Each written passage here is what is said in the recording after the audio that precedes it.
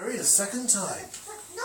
His new wife was a widow with 2 daughters, Anastasia and Drusilla, who were close to Cinderella's age. Sadly, Cinderella's father died. It was then that his new wife's true nature was revealed. She was cold, cruel, bitterly jealous of Cinderella's charm and beauty.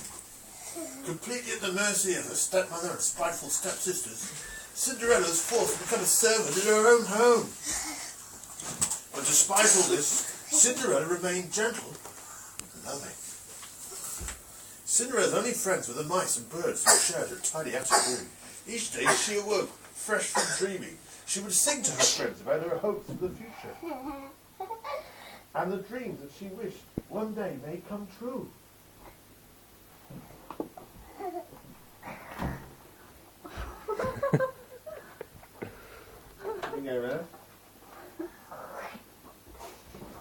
Get rid of all this Disney, remember? Cinderella hurried to the kitchen to make the breakfast for the stepsisters. Without looking in the cup, she placed it on the tray with a mouse trapped inside. Lucifer circled Cinderella's feet. Lucifer circled Cinderella's feet. Lucifer was the cat with the cycle helmet. But there was nothing he could do. Gus was safe inside the cup. Cinderella! Shrieked the stepsisters. Cinderella! You're the cat. Oh, sorry, Danger Man circled Cinderella's feet. I'm coming. Say, I'm coming. I'm coming. Just a minute, called Cinderella, rushing up the stairs. Oh well, said Cinderella to herself. Oh well. They can't order me to stop dreaming. They can't order me to stop dreaming. Perhaps one day my dreams will come true. Perhaps one day my dreams will come true. A short distance away in the royal palace, the king and the Grand Duke were discussing the prince. My son, where's my son, Danger Man? My son, Danger Man, is avoiding his responsibilities. It's about time he got married and settled down, said the king. Yes, sire, agreed the Duke. But first he must meet a girl to fall in love with. Well, said the king, let's arrange a ball and invite all the eligible maidens in my kingdom. He's bound to show interest in one of them. Perhaps, sire, said the Duke doubtfully. See to it at once, commanded the king, and make sure every eligible maiden is there.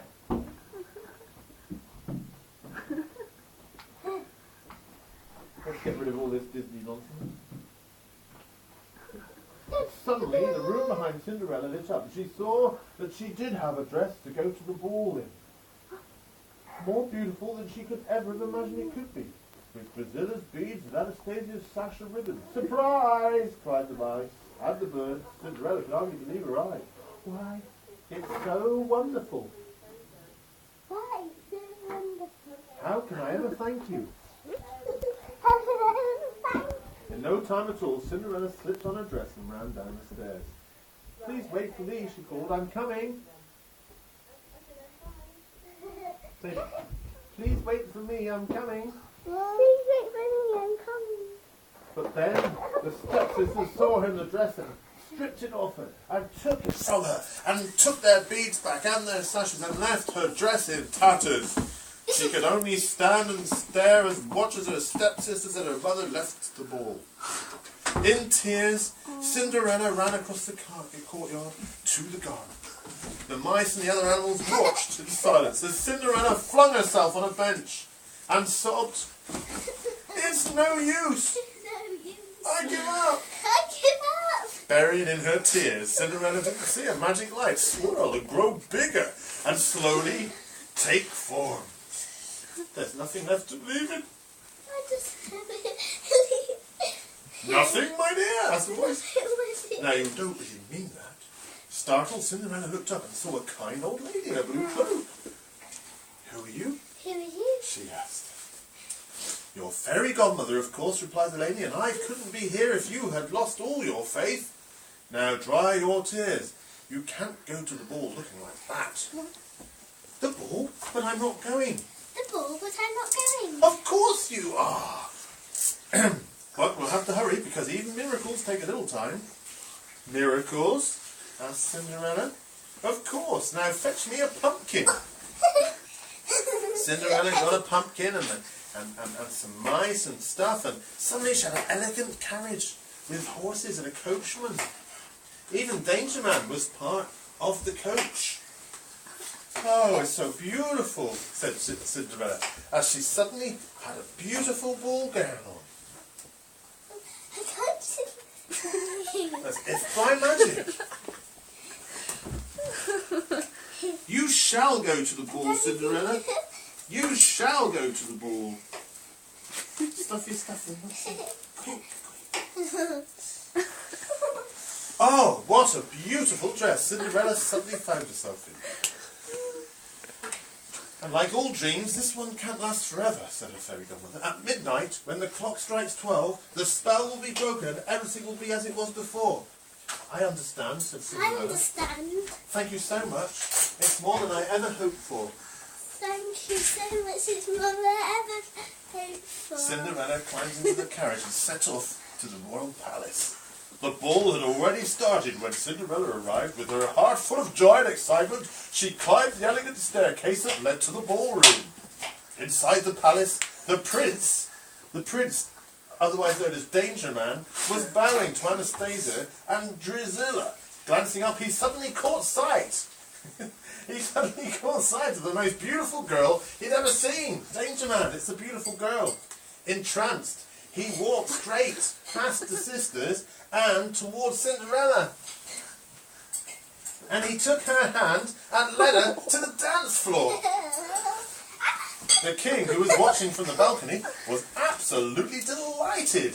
Do you know her? Asked the Grand Duke. I've never seen her before, replied the Grand Duke. Quickly, cried the king. He's asked her to dance. Turn down the lights and start the music. Dance. Cinderella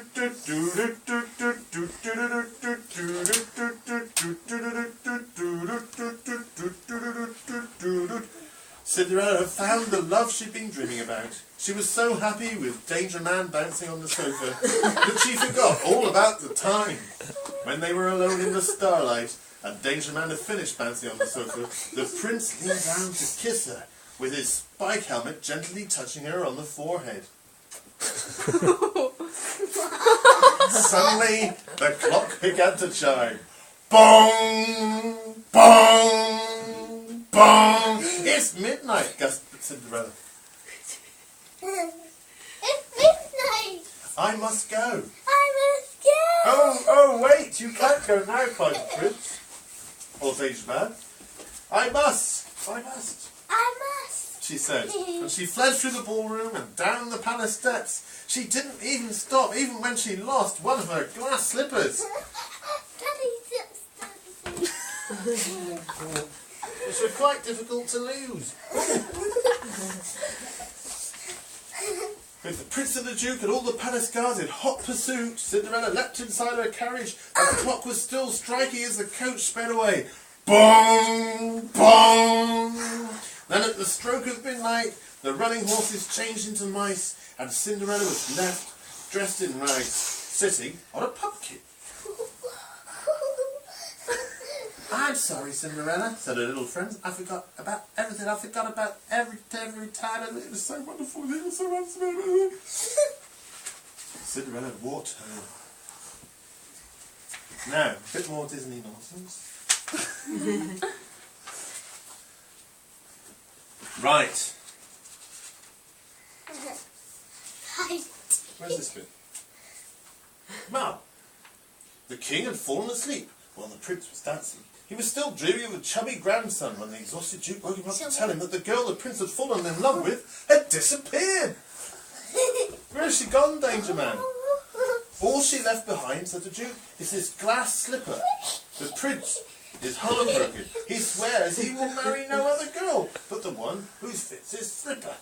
What? Cried the king. Then you must find her at once. And so the Grand Duke set out to look all across the kingdom, and the last house he came to was Cinderella's. When Cinderella went upstairs to her room, the wicked stepmother followed her and locked the door. Then she went downstairs and watched first as Drusilla and Anastasia tried to squeeze their feet into the slipper, but their feet was far too big.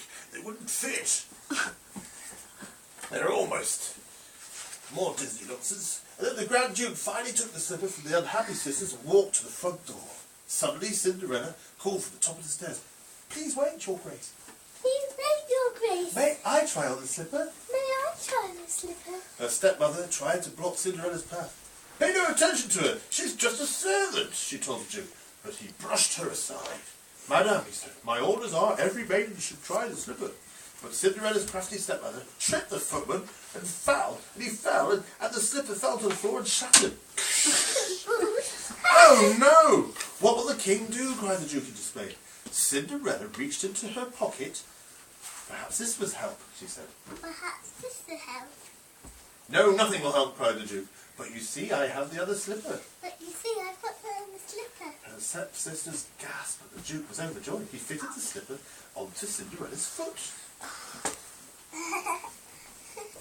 you sure, Cinderella? Because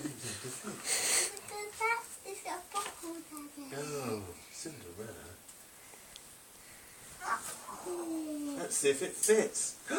What a beautiful fit! Perfect! You will now be the prince's bride. And so Cinderella and the prince were married. Danger Man got his hat off without taking his nose off his face. He ran over to his new wife. "Danger Man, run over to your new wife and give her a big kiss." The king watched fondly, thinking of the grandchildren who would sit on his knee, and the Grand Duke smiled too, because he knew the king would be happy at last. Cinderella and her prince smiled, because they had all found each other. And Cinderella's friends, the mice, smiled and waved, because they knew that lovely Cinderella would be the happiest girl in the kingdom. And they all lived happily ever after. Yay! Take a bow, Jenny. Oh, Take a bow. Quick, we'll all go behind the camera. Oh, Jenny. They carry on clapping. We go behind the camera. They carry on clapping. Keep on clapping. Oh, I talk about another curtain call.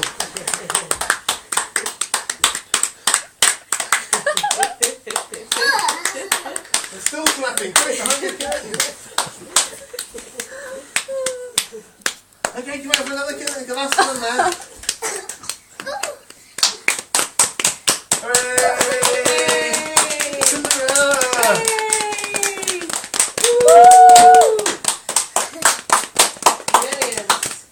Next week, come for Snow White and the Seven Dwarfs. Cool.